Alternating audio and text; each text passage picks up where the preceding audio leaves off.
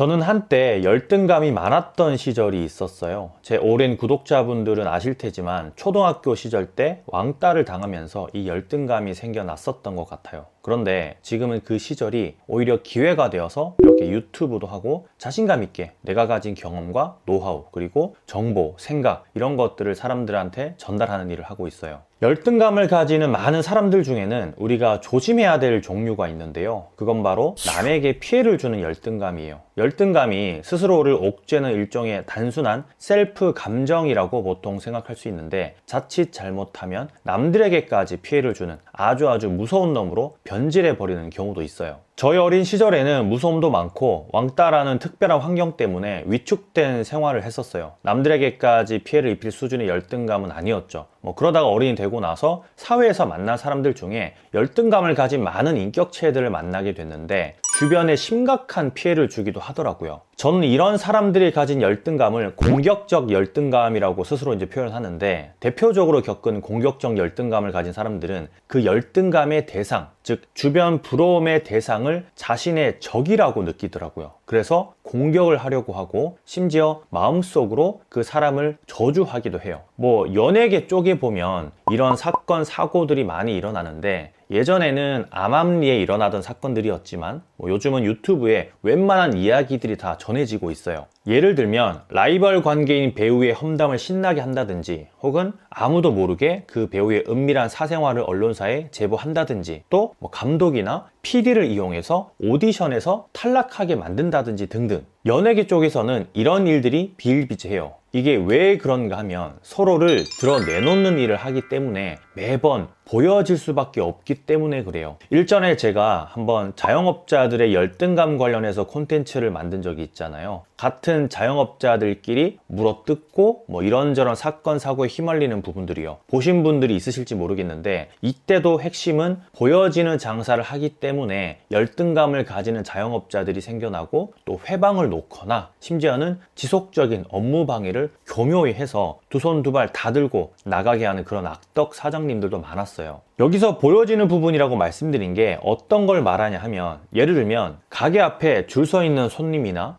가게 안을 투명 유리 창으로 훤히 비추게 해서 북적북적 되는 장면이 노출되는 것들이에요. 무척이나 좀 단순하죠. 눈으로 보여지는 것 그리고 지인, 내 주변 사람이라는 것에 사람들은 자기도 모르게 악한 감정이 올라오곤 해요. 그런데 최근에는 굳이 같은 동네 자영업자가 아니더라도 SNS나 커뮤니티 등을 많이 이용하는 사람들이 특히 더 보여지는 것에 있어서 크게 반응을 하더라고요. 그러니까 같은 자영업자이지만 누구는 장사가 잘 되고 누구는 장사가 안 되고 코로나임에도 불구하고 만석을 달리는 매장들의 사진이 인스타그램에 올라오는 걸 보고 악감정이 드는 거죠. 매출 인증 인스타를 팔로우하는 사장님들이 왜 우리 가게는 손님이 안 올까 하고선 열등감이 조금씩 생성되는 거예요. 특히나 자영업 사장님들의 커뮤니티 공간에는 이런 인증글 때문에 늘 갑론을박을 하는 경우가 많은데 만석 사진을 올리는 건 기본이고 고단가 매출 인증글까지 더해지면서 굳이 이런 사진까지 올려야 되냐,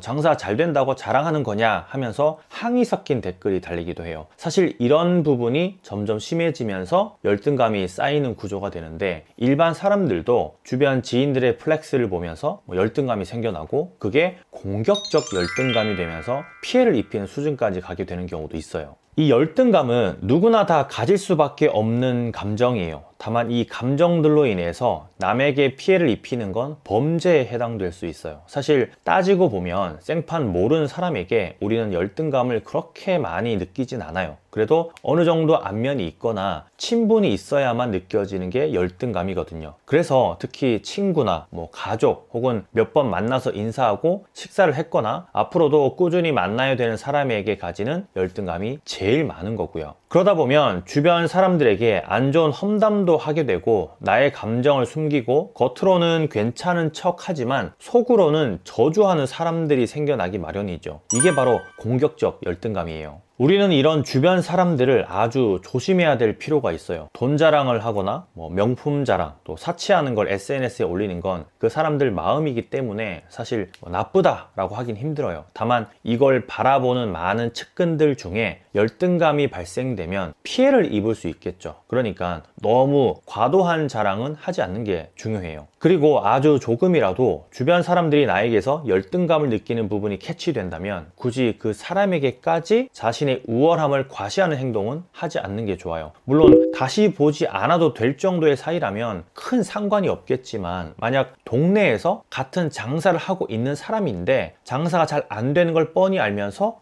우리는 오늘도 만석이야, 오늘 얼마 팔았어 라고 자랑을 하는 건 필요치 않다라는 거예요. 그런 사람들이 열등감이 커지면 보통은 그 대상을 보지 않는 걸 처음으로 시도하고, 그래야지 열등감이 사그러드니까요. 그래도 자기 자신의 절제가 안 되면 점점 더 그 감정을 키워서 추후에는 공격성을 띠게 되고 범죄를 저지르거든요. 물론 여기서 저지르는 범죄가 아주 미약한 수준으로 현행법상으로는 처리되기 힘든 그런 아주 작은 해프닝으로 끝날 수도 있어요. 다만 피해를 입는 건 기정사실이기 때문에 굳이 공격적 열등감을 가진 사람을 자극할 필요는 없겠죠. 주변에 보면 의외로 이런 사건, 사고들이 많아요. 혹시라도 열등감이 과도한 사람들이 있다면 자연스럽게 멀리하는 게 장기적으로 봤을 때에는 지금의 이 시기를 살아가는데 큰 도움이 될 거예요. 저도 인연 끄는 사람이 몇몇 있어요. 내 인생에 도움이 안 되는 걸 떠나서 내 인생에 피해를 주는 사람들이었거든요. 제가 심리 전문가는 아니지만 여러 방면에서 사람들을 코치해 주다 보니까 이런 능력도 생기게 된 것 같은데, 일전에 한번 비슷한 고민을 하는 친구를 상담해 준 적이 있어요. 정말 친한 친구에게 열등감을 느끼는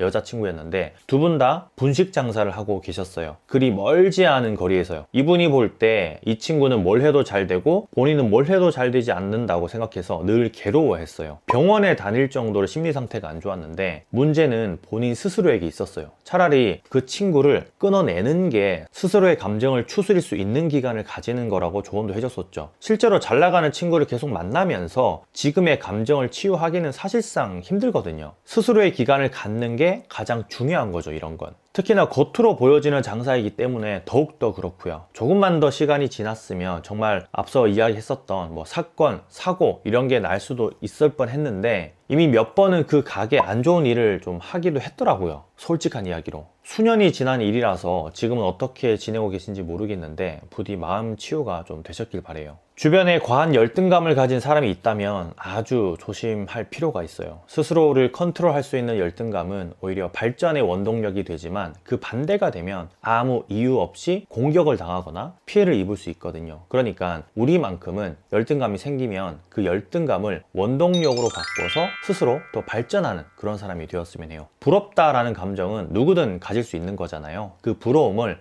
나도 저렇게 한번 해볼까? 나도 저렇게 될 수 있지 않을까?로 바꾸면 그게 원동력, 에너지가 되는 거고요. 나와 전혀 관계가 없는 사람을 보면서 열등감을 가지는 사람은 약간은 심각한 수준이라고 볼 수 있어요. 주변 사람들에게 오히려 더 큰 열등감을 가지는 거죠. 일반적으로는요. 어쨌든 혹시라도 내가 아끼는 사람이 나에게 열등감을 가진다면 조금 힘들겠지만 보듬어 주기보다는 좀 더 멀리해서 스스로 치유될 수 있게끔 해주는 게 좋아요. 곁에서 도와주려는 것보다는 더 나은 선택이 될 수 있다는 거예요. 물론 당사자가 선택해야 될 문제겠지만 말이에요. 그럼 오늘 남은 하루도 좋은 시간 되시길 바라면서 곰프로 이만 들어갈게요. 감사합니다. 많이 파세요.